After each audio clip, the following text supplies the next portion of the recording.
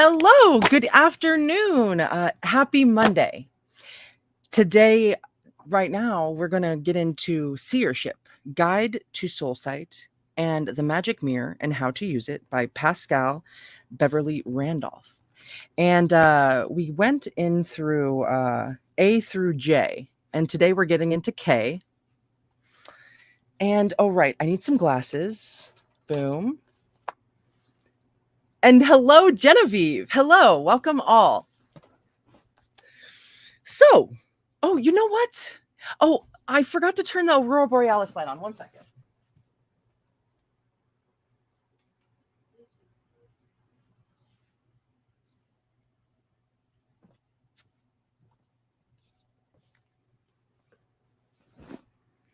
Okay, now, hey, cool gamer. All right. Now let's do it. So, K.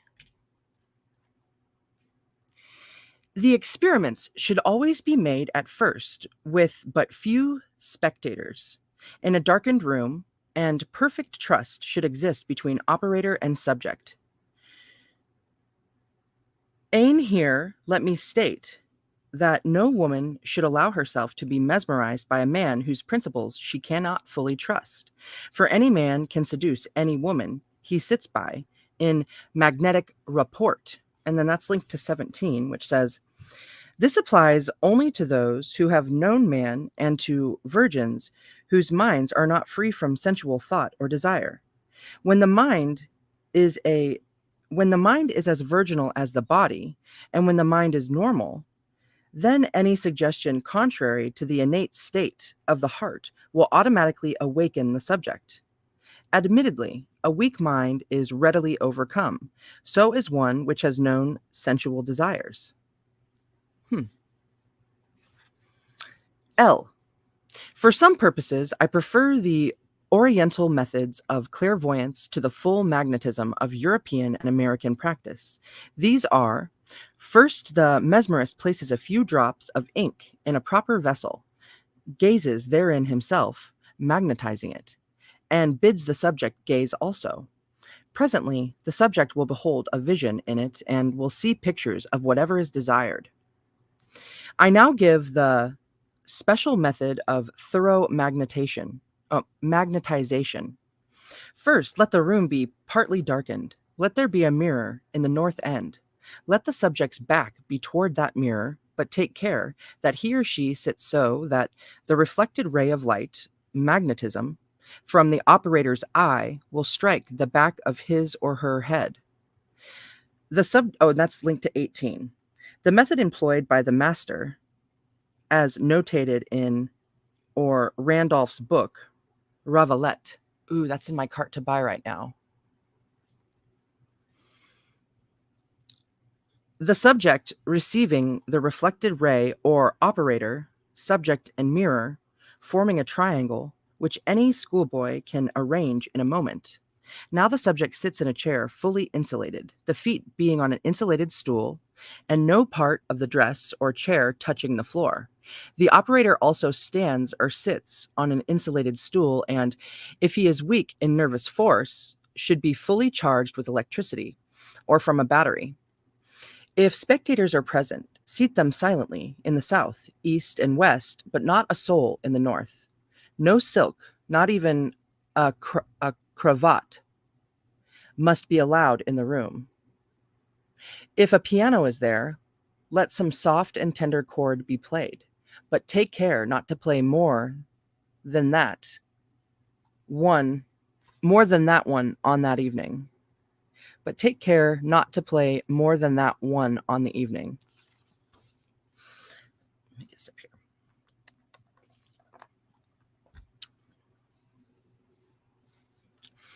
Previous to the experiment, 2 magnets have been suspended, one north pole up, the other down, so as to embrace the subject's head without much pressure.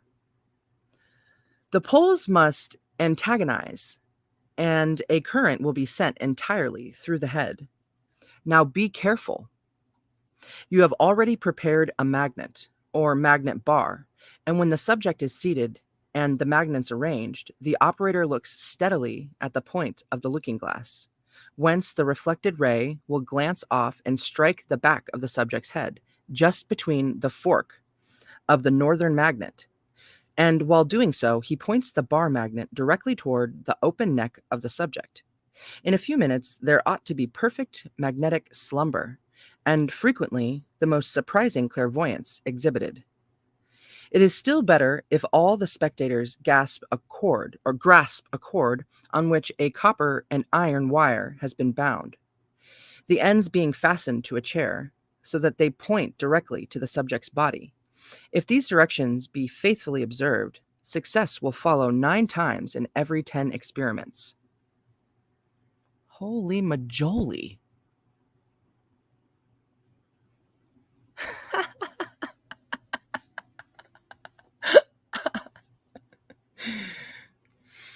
I may also observe that a slight alteration will render this circle unequaled for different purposes. In such cases, let all sit round a table itself, the chairs and stools being wholly insulated.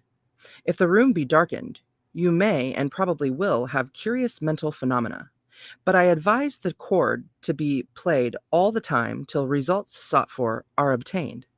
Again, let a person sit facing the south, insulated, with the magnets in contact as before, the person being alone, and the results desired are almost certain to follow. But let me here say that no one in or out of a circle can reach good and speedy results unless perfectly and absolutely clean. Where's 19? Oh, okay, so the insulated part about the stools being wholly insulated, 19.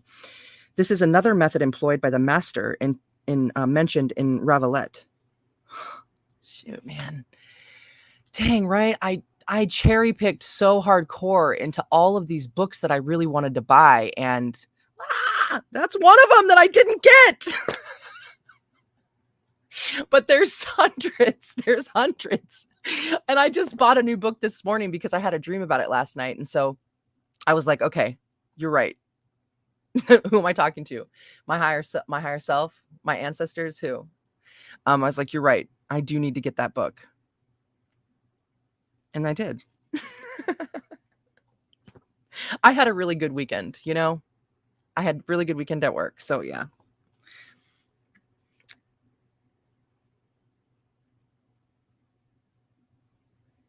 Oh yeah, I'm about to turn a page.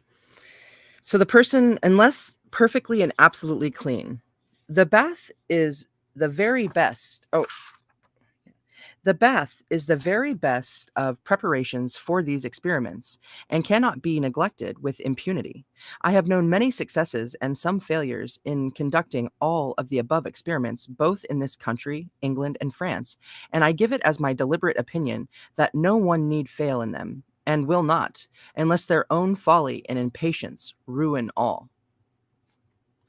All phantasma are based upon the eternal fact that whatever exists is something, that thoughts are things, that spirit is real substance, that all things photograph themselves upon other surfaces, that sensitives can see and contact these shadows, lights, impressions, and images, as abundantly demonstrated by Baron von Reichenbach in his researches into the arcana of chemism,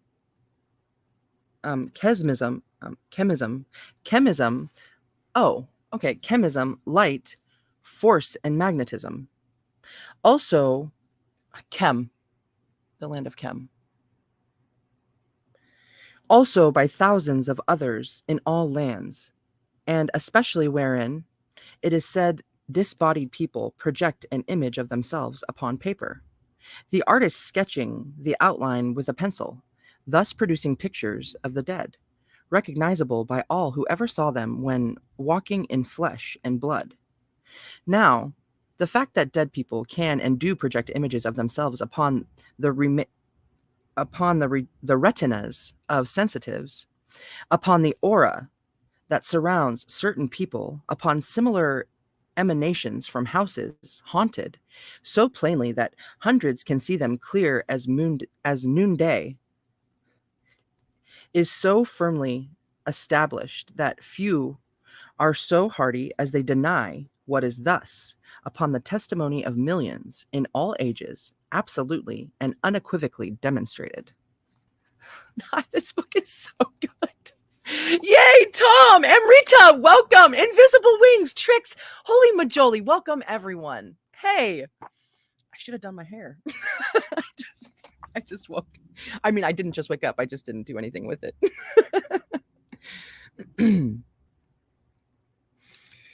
It is equally well established, however fools may sneer, that for ages men of the loftiest mental power have used various agents as a means of vision, either to bring themselves in contact with the supernal realms of the ether, or to afford a sensitive surface upon which the attendant dead can, and do temporarily photograph whatever they choose to, or conditions permit. Damn, Bean, every paragraph. Oh gosh. Oh my gosh, Tricks, that's so cool. I've imagined this becoming something that evolves into a book club where there's like discussions about it afterwards and stuff, because I love talking and stuff. I still vacillate between the balances. That's my word of the month, vacillate. I said it yesterday too once. Between the talking in between and then the straight up reading, because sometimes when I go back and listen, I can get lost in listening to my own self reading, and then when I say something, I'm attentive to what it is that has happened that I'm looking up or whatever it is. But then like it is like a break. It's like breaking the third wall, like in theater. Is that what the third wall? But I never claimed that this is straight up the third wall. This is like the now. So yeah. So yeah, no conclusions there. We're book family. That's the conclusion, right? Yeah. Boom. Totally. Okay. Sip and then the next paragraph.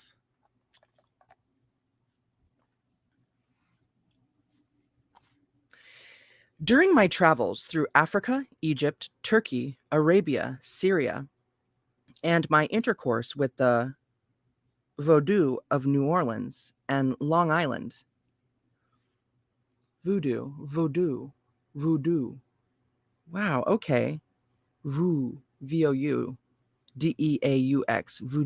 Voodoo. Oh no. Genevieve, help me. I loved New Orleans. I got to go pre-Katrina. I went to Marie Laveau's voodoo shop. I got a cheesy mainstream book when I was there. Anyways.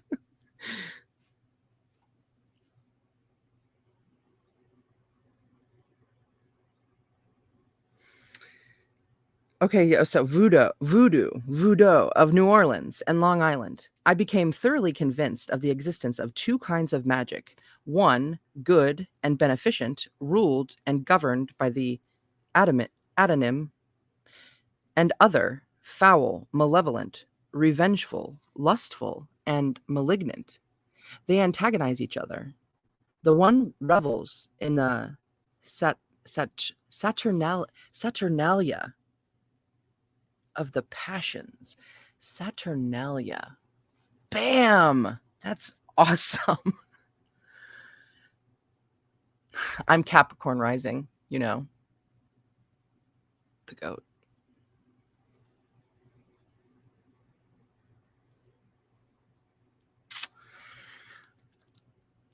The other, the true Rosicrucian, moves in the light producing shadow of the oversoul. In the one, the adept is surrounded by an innumerable host of viewless powers who led him on to great end and power, but finally sap out his life and utterly ruin and destroy him. And this accounts for much of ill seen and experienced by modern sensitives. The other leads its votaries. I feel like something like activities. We got to look it up. Votaries.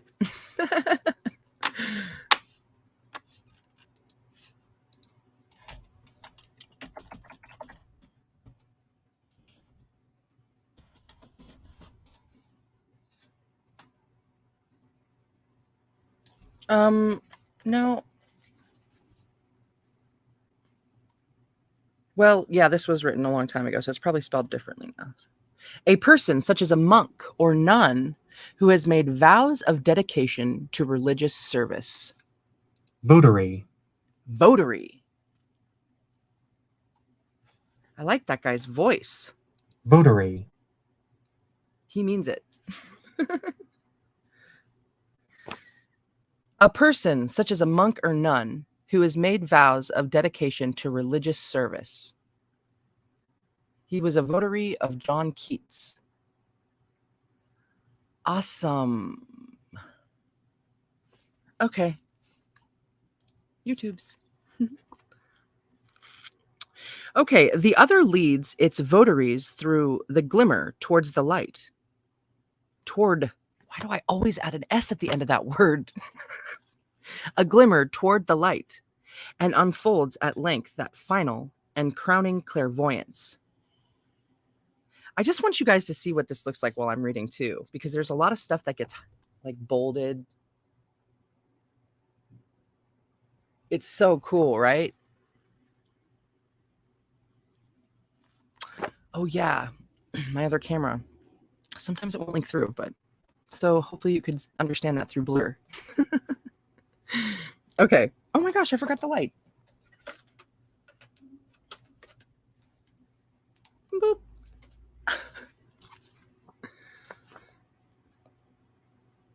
Okay, I'm sorry. Final and clairvoyance. Okay, this is still not. I have to start again. The other leads its votaries through the glimmer toward the light, and unfolds at length that final and crowning clairvoyance, which consists in a clear perception of relations, causes, connecting links, effects, and uses, by far the noblest and highest attainable while embodied. And this is that I aim to enable others to reach. But take notice, the true clairvoyant in this sublime degree moves and acts above and beyond the tempestuous realm of the passions, defies their utmost power. Passion dims the soul's best vision. To reach this lofty eminence, the subject's physical system must be purified and proper preparation be made. Food, raiment, habits, thoughts, impulses, all must be modified. For it is idle for any one to expect to reach the greatest apex of possible mental power unless the right kind of effort be made first. Okay, so raiment, R-A-I-M-E-N-T.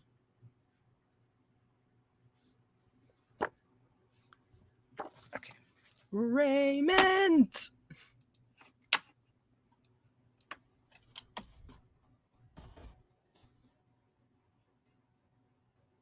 Archaic, clothing, raiment. Raiment. This chick's voice makes me laugh. Raiment. Raiment. I'm not, am I being mean? I'm not trying to be mean. It's so rude. Raiment. Raiment. Okay. I like that. Ladies clothed in raiment, bedecked with jewels. Cool.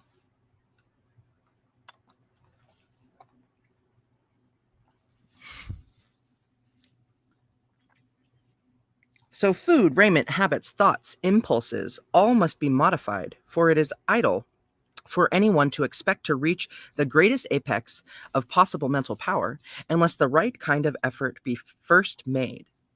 It is God's highest gift to individual man and cannot be had without a struggle. Since the first edition of this little handbook, originally printed for 60 subscribers, afterward for 500 more, was printed, several imitations of it have been born into the world of letters, and every one that I have seen written by persons who have never known what clairvoyance really is, for it is a demonstrable fact that but a very small percentage are really lucid of all the vast throng that claim this divine and superlatively holy power. Wow. Hmm.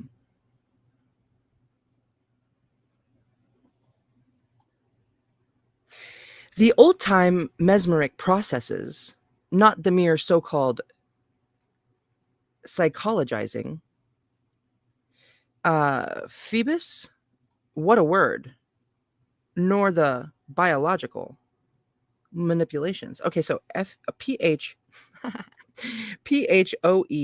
like Phoenix, Phoebus, Bus. Let's look it up. Phoebus, what a word.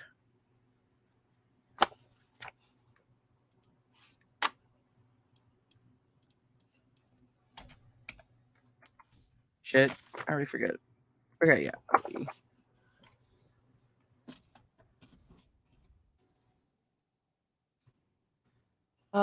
It's a Phoebus Apollo, Greek myth Apollo as the sun god. Poetic, a personification of the sun. So it is like the phoenix, in a way.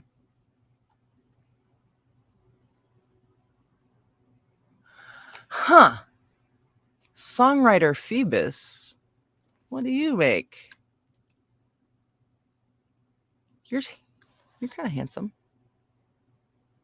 Dude, what the heck? I feel like I'm so... Sometimes spelled Phoebus or Phivos, is a well-known songwriter in both Greece and Cyprus. It's kind of magnetic looking, right? Phoebus is mostly known for his music through Despina Vondi and Katie Garby, although he has composed albums for many other artists in Greece and Cyprus. Phoebus, I kind of want to know what he sounds like. Should we look? I'm getting so off track.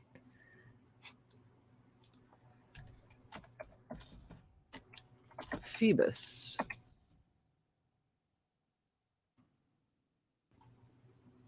Wow, it's not coming up right away on the YouTubes.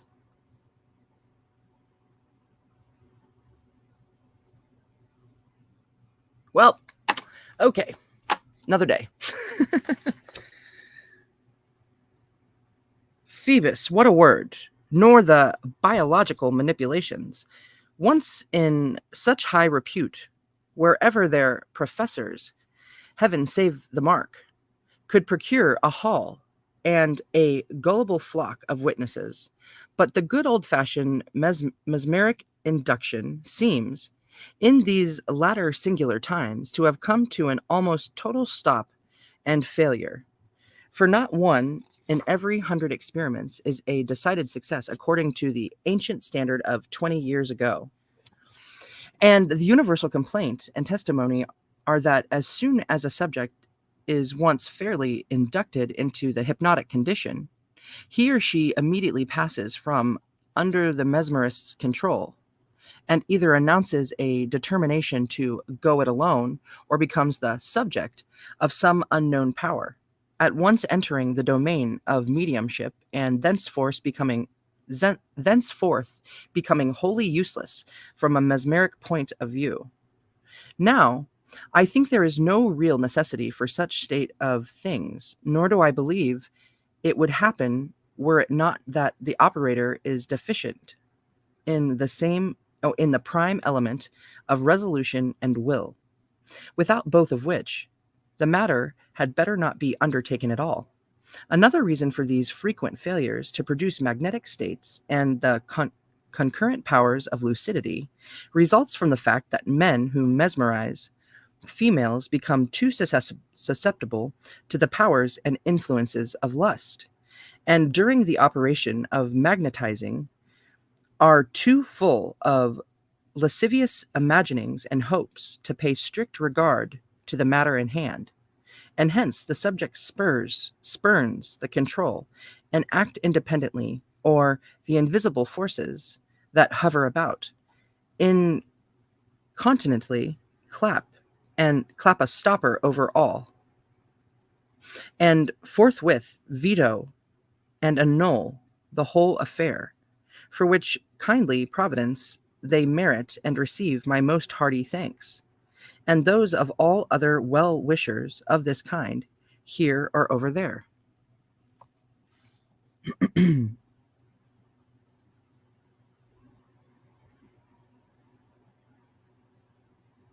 Hmm.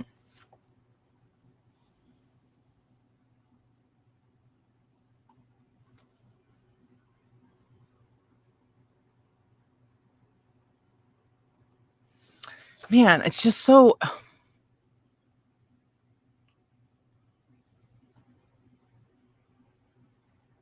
The whole, I don't know, I is that what that really means? That, like,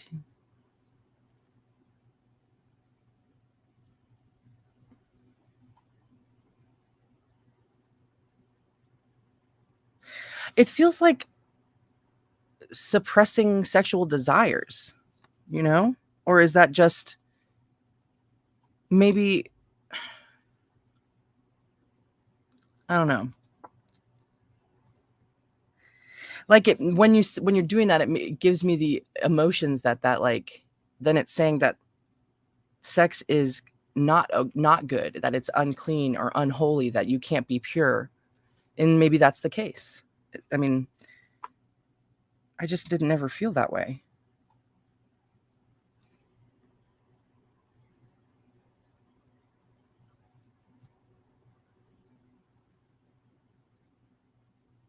Balance, intent.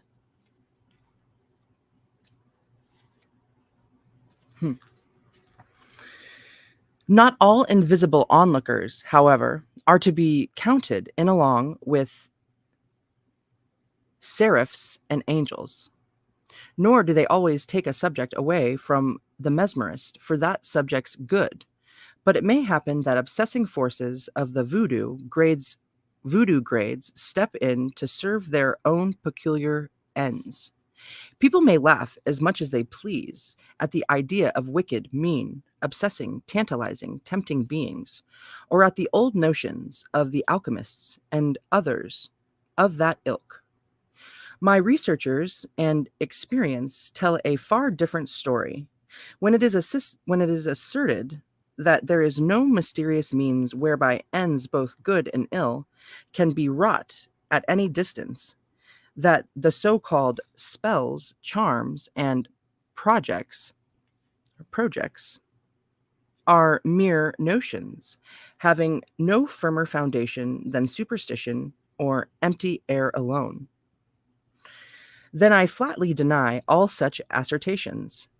I flatly deny all such assertions and affirm that the conclusions arrived at are so reached by persons wholly ignorant of the invisible world about us and of the inner powers of the human mind. Although I am not called upon here to explain the rational involved in this special department at full length, yet elsewhere I have clearly indicated the direction in which it is to be found. As well tell me that the sun does not rise, as that there are no means whereby two dissevered persons cannot be brought in contact, or that methods do not exist by means of which one person can assuredly so work upon another as to gain desired ends. Of course, said ends ought always to be good, but even if they be evil, the self-same principle and power exist, and can be easily brought into active play and power, no matter whether said ends be those of love, affection, jealousy, revenge, or love of gain and lust of power. I have seen too much of that sort of thing in Asia, Africa, France, California, England, Long Island, and New Orleans to doubt the evidences of my senses, and the experience of years of attentive study of this branch of the great magnetic law makes it impossible for me to doubt it. Indeed, so thoroughly convinced was I of the truth that I spent years in travel and association with experts in order to become master of the processes and the rather unpleasant secrets of the lower, as well as the higher kind. In New Orleans, nothing is more common than for both men and women to employ the voodoo to effect contact with loved or desired ones. I have never known a failure, albeit some experiments of acquaintances of mine were rather expensive. A man loves a woman and cannot reach her, or vice versa. Then comes in the voo. I have a personal story to tell on this head, with living witness in Boston, that would convince the most skeptical person living. More than that, in this matter of sympathetic art, I know that a pair of twin rings, containing each other's hair, one worn by the loved, the other by the lover, will blend the two into magnetic rapport to an astonishing degree. The whole thing is magnetic, another word for magic. Hee. All right. I know, dude, I love another word for magic. Holy shitballs,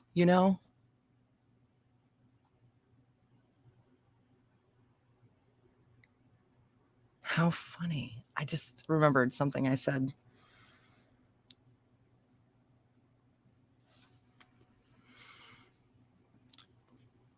And so it is also of the love powder business.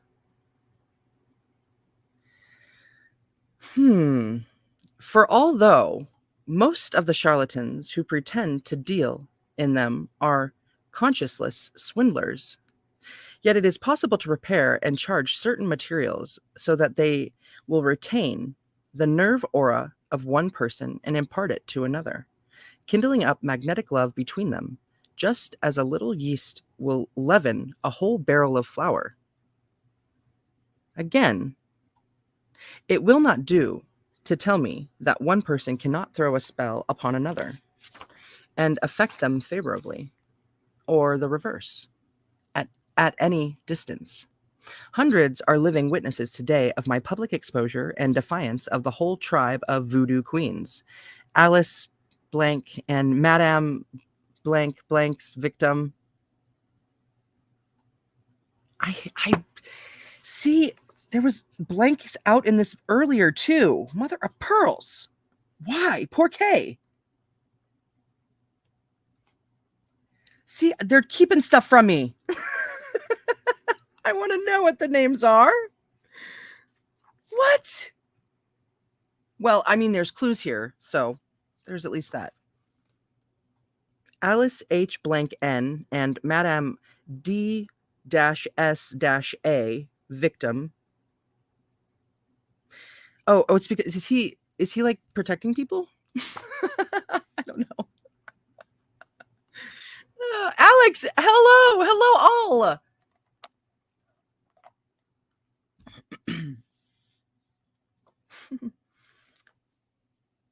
That I gained much of my knowledge in these occult points of black magic. I have known it to be practiced for purposes of lust, passion, love, revenge, and pecuniary speculation. And always with a strange and marvelous success. Pecuniary. Pecuniary. Pecuniary. Okay, gotta look it up. Phoebus. Pecuniary. Oh, not musician. Oops. Definition.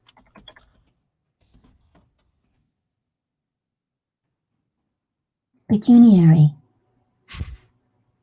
Pecuniary. Pecuniary.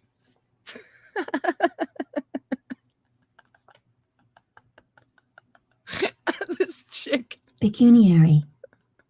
Pecuniary. Relating to or consisting of money. You know what? I bet if I heard her talk in like full sentences, it would be amazing.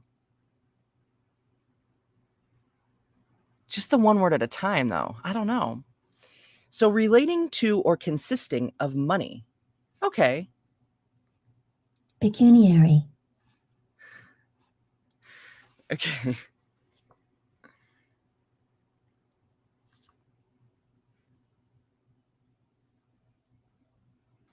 Pecuniary.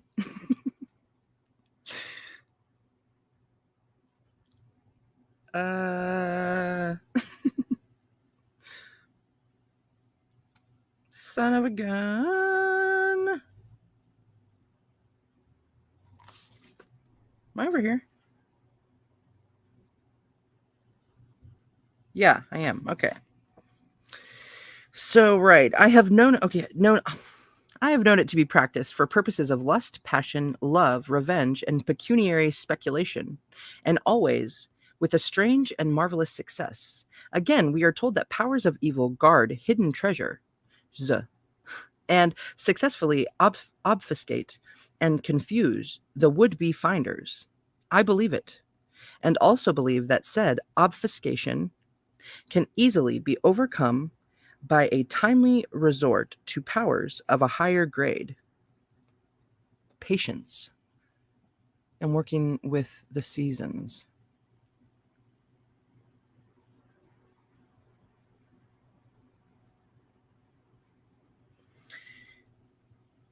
People are wont to laugh, people are wont to laugh at and deride all this, in spite of the fact that the loftiest minds earth ever held, from Hermes Trismegistus to the alchemists, down the ages to the last elected members of the Sorbonne or Sorbonne, Sorbonne,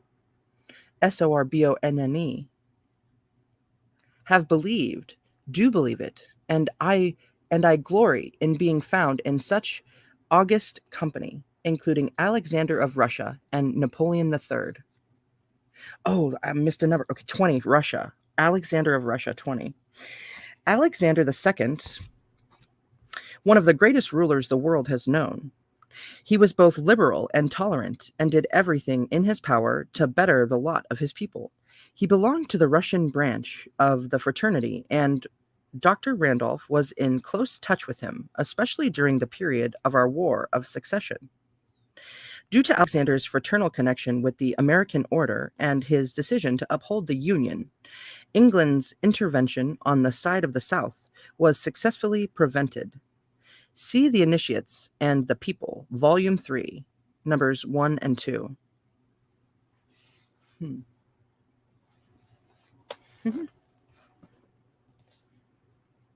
I love you, Genevieve. Sweet dreams wherever you are or wherever you go. Yeah, go sweet dreams.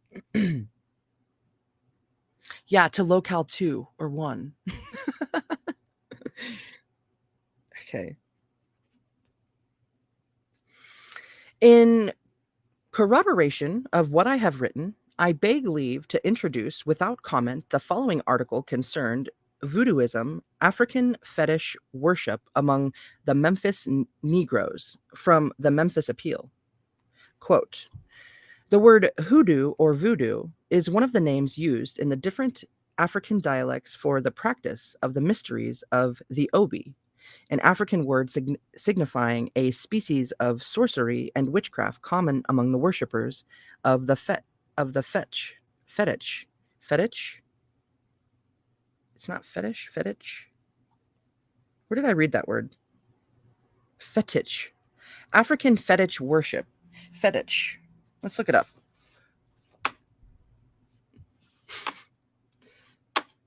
Fetish.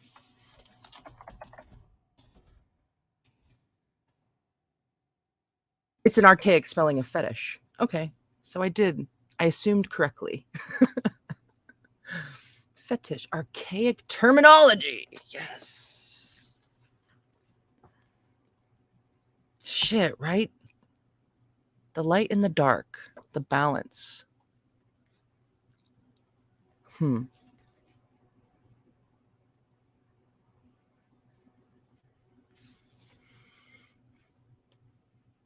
So the mode of operations is to prepare a fetish, which being placed near or on the dwelling of the person to be worked upon, under the doorstep, or in any snug portion of the furniture. So wait, it can't be fetish then, right? Or is it? Or hopefully, maybe I should just keep reading and.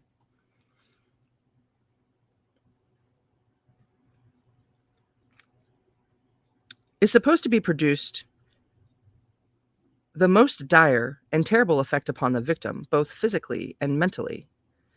Among the materials used for the fetish are feathers of various colors, blood, dogs and cats' teeth, clay from graves, eggshells, breads, and broken bits of glass. The clay is made into a ball with hair and rags, bound with twine, with feathers, human, alligators, and or dog's teeth, so arranged as to make the whole bear a resemblance to an animal of some sort. So,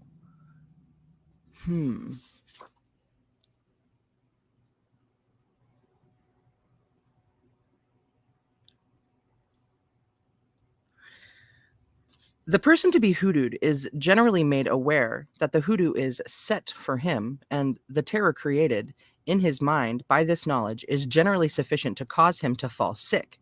And it is a curious fact, almost always to die in a species of decline. The intimate knowledge of the hoodoos of the insidious vegetable poisons that abound in the swamps of the South enables them to use these with great effects in most instances. With the above as introductory, our readers will better understand the following, which we vouch for as strictly true in every particular. Names and exact locality, although we may say that it occurred within a few miles of the city, are withheld at the request of the lady, whom we will call Mrs. A. Quote, some months since the only child, a little daughter of Mrs. A, who had been left a widow by the war, has taken ill with what was then thought a slow malarious fever. The family physician was called in and prescribed for her, but in spite of his attentions, she grew gradually worse, and seemed to be slowly but surely sinking and wasting away. Everything that medical skill could think of was done, but in vain. One evening, while Mrs. A was watching by the bedside of the little sufferer, an old Negro woman who had been many years in the family expressed her belief that the child had been hoodooed. Mrs. A was a Creole of Louisiana, and having been from her earliest infancy among the Negroes, was familiar with and had imbibed not a few of their peculiar superstitions. In despair of deriving any benefit from the doctors, and completely baffled and worn out with the peculiar lingering nature of her child's illness, the suggestion of the woman made a great impression on her mind. One second, my cat just walked by and oh, thank God, she's drinking. I think she might be constipated. Actually, one second. Oh shit. I'm gonna go walk by the canal today with my friend. Okay, cool. I was on the wrong page with her, but we figured it out. And then, yeah, you know what? I'm gonna open some of this cat food for her real quick. I walked down to the we have a little cat store in town, or not cat store, but like a little a pet store. So, and she just like stopped eating dry food recently, and like she's been meowing at me. Her belly's all tight. Here, baby, some wet food for you. So I've been giving her some thyroid drops and some CBD drops, and she's 18. She's so old. I love her so much. Okay. Anyways, okay. Back to this interesting. Oh my God.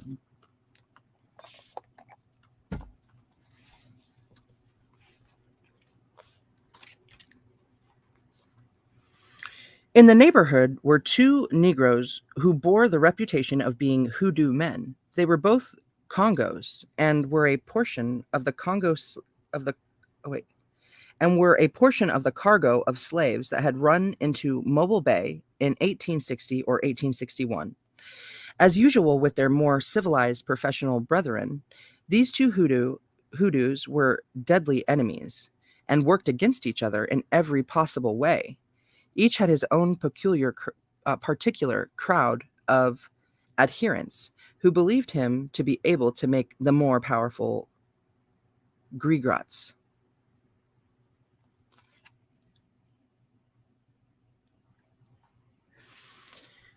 One of these hoodoos lived on or near Mrs. A's place, and although she was ashamed of the superstition which led her to do so, she sent for him immediately to come over and see her child. The messenger returned and said that Finny, that was the sorcerer's name, would come, but that Mrs. A must first send him a chicken cock, 3 conch shells, and a piece of money with a hole in it. Dang, dude.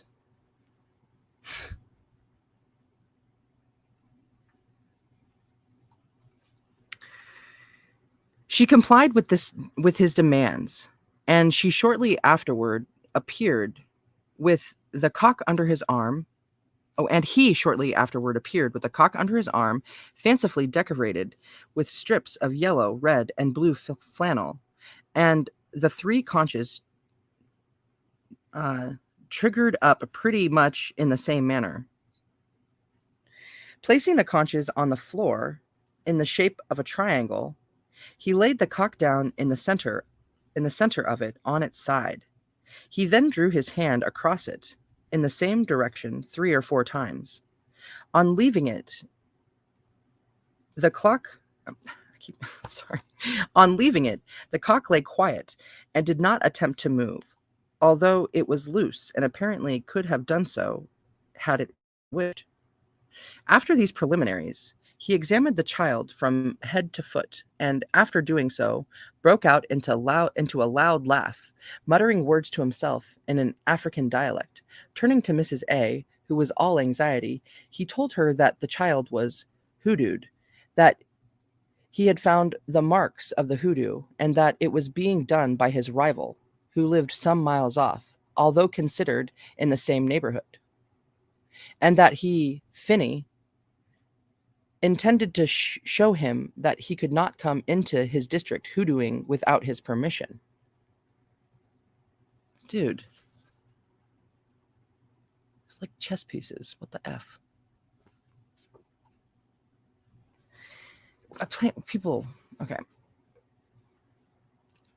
He then called the servants and everyone about the place up and ordered them to appear one by one before him. So great was the respect and terror with which they regarded him that, although many of them obviously did so with reluctance, not one failed to obey the summons.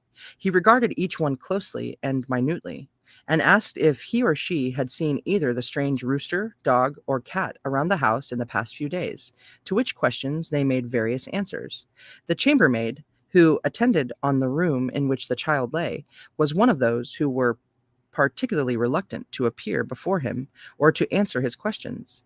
He remarked this, and grinning so as to show his sharply filed teeth nearly from ear to ear, he said, "Ha, gal, better me find you out than the buckra." Sharp filed teeth, jeez. This hoodoo man.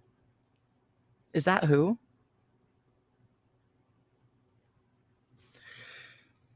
This was late at night, and after making his reconnaissance, he picked up his conches and the cock and prepared to go, telling Mrs. A to move the little sufferer into another room and bed. Promising that he would be back early in the morning, he left the house.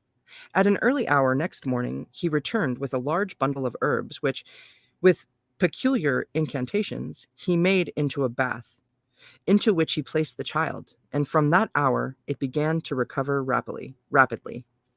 He, however, did not stop here.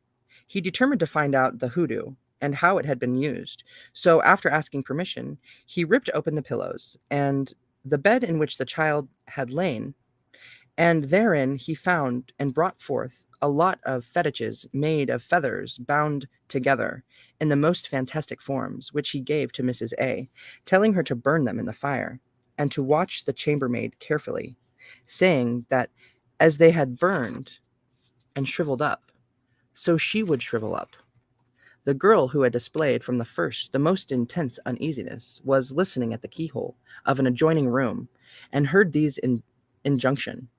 With a scream, she rushed into the room, and dropping on her knees at Mrs. A's feet, implored her not to burn the fetishes, promising, if she would not, to make a clean confession of her guilt. So yeah, these are dolls, these fetishes. They're like, yeah.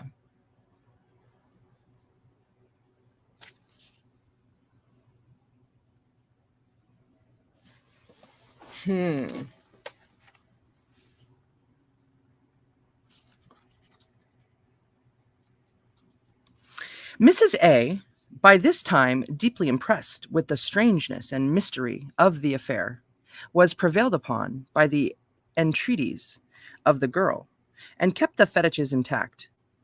And the chambermaid confessed that she had been prevailed upon by the other hoodoo man to place these fetishes in the bed of the child.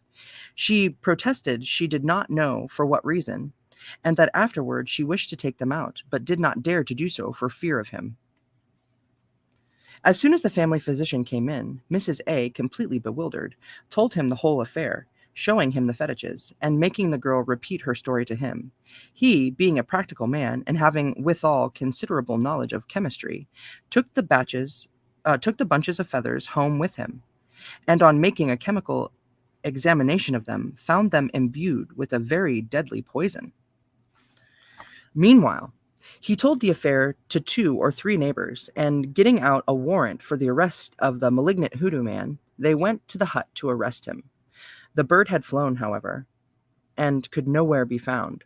Some of the negroes had, no doubt, carried word to him, and he had thought it best to clear out from that neighborhood. The little patient, relieved from inhaling the poison in her pillow and bed, soon got well, and Mrs. A has now in her possession the fetishes which came so near making her a childless widow. It may not be generally known to the public, but it is nevertheless a fact that these barbarous African superstitions and practices prevail, and are increasing among the freedmen, not only of Memphis and Tennessee, but of all the southern states. It is the clearest proof of the inevitable tendency of the Negro to relapse into barbarism when left to control himself.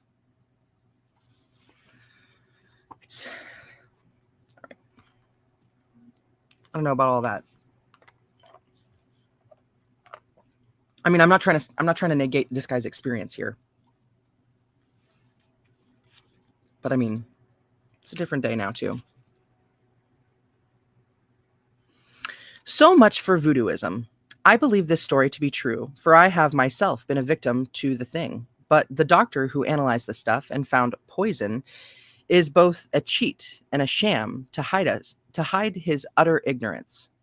There was no poison about it. The whole thing is purely magnetic, as I can demonstrate at will, for I know this thing from end to end. But I have already exceeded the limits assigned to this part of my subject, and shall end it with a few words of advice to those who are mesmerized, who mesmerize others, and to that large class of persons who, unable to be put into a magnetic state themselves, or induce the sleep in others, yet have a constitutional tendency toward the occult, a peculiar idiosyncrasy which admirably adapts them to the investigation of the inner mysteries of existence. Men and women who have strange prophetic impulses, weird and arabesque dreams, people who feel strange mental depression without any apparent cause, persons who are strangely warned of impending death or danger, and before whose eyes fairy sparks glitter a moment and then vanish into the deep blank void again. Oh my gosh. I know this sounds nut job, but when I was in high school, I really thought I saw some fairies dancing in the snow. So I just went outside and I stayed out there for 12 hours. I was like, I want to see them again. Anyways, I never saw him again. But anyways, that was before I ever drank or did any drugs, okay? Ah.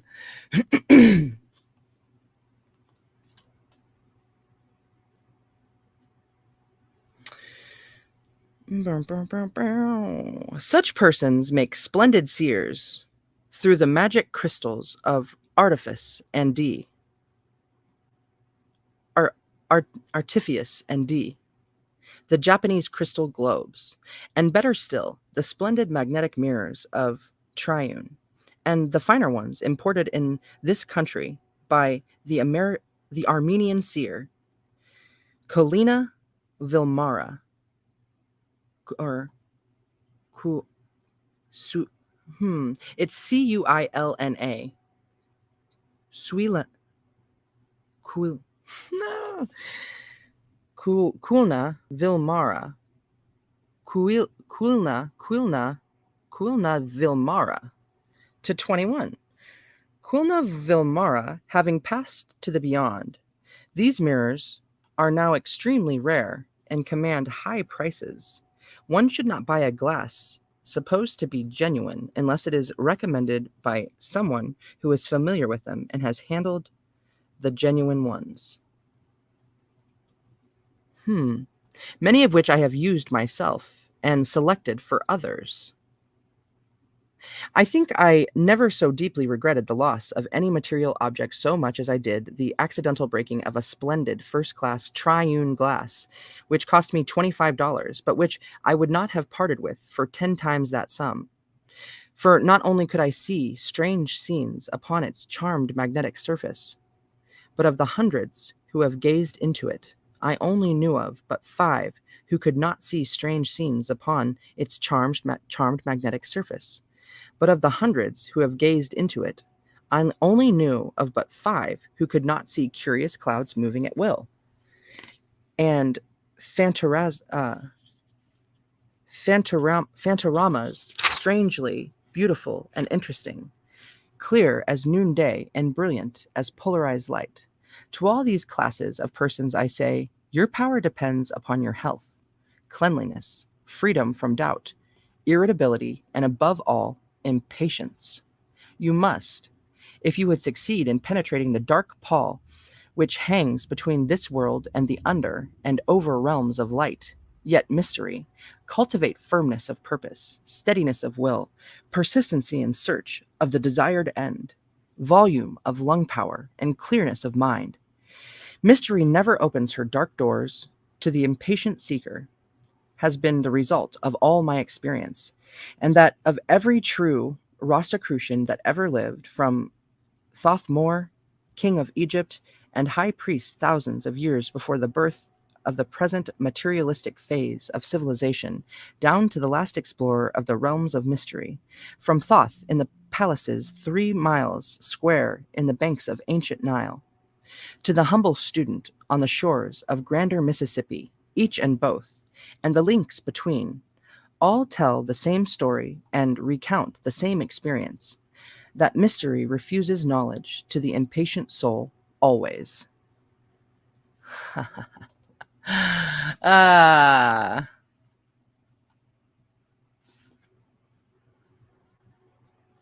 1 hour. What's the time here?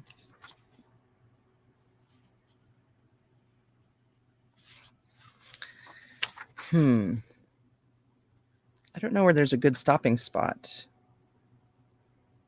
I think this might be it.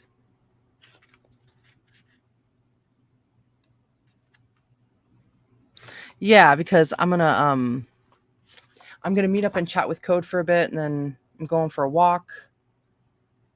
And yeah, and then I got some other stuff to get into. So we're gonna end right there. That mystery refuses knowledge to the impatient soul always. Shit, you know what? Crap, dude. This next paragraph is about that glass.